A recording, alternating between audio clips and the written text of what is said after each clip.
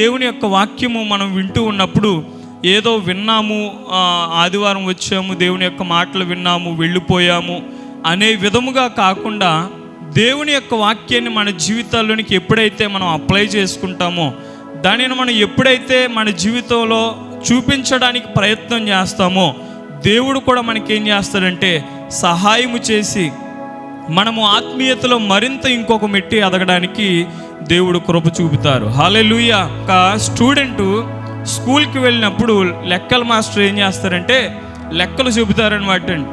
కూడికలు కానివ్వండి, తీసివేతలు కానివ్వండి, భాగాహారాలు కానివ్వండి, గుణకారాలు కానివ్వండి, ఆయన బోర్డు మీద చెబుతారు.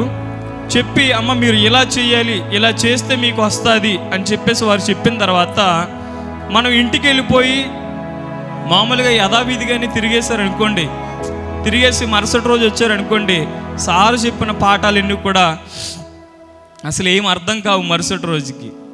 అదే ఉదయం చెప్పిన పాఠాన్ని ఇంటికి వెళ్ళి ఒకసారి రివిజన్ చేసుకుని, అయ్యో సార్ ఎలా చెప్పారు కదా, నేను ఈ విధంగా ట్రై చేస్తాను అని ఎవరైతే ప్రయత్నం చేస్తారో ఆ వ్యక్తి క్లాసులో ఒక ఉన్నతమైన స్థాయిలో ఉండడానికి అవకాశం ఉంటుంది. మరి ఇక్కడ దేవుని యొక్క మాటలు, అనేకమైన మాటలు మనం వింటూ ఉన్నాము. చాలామంది విని విడిచిపెట్టే వారిగా ఉండడం ద్వారానే వారి జీవితాలలో దేవుని యొక్క దీవెనలు పొందుకోలేని వారిగా ఉన్నారు అనడంలో ఏ సందేహము లేదండి.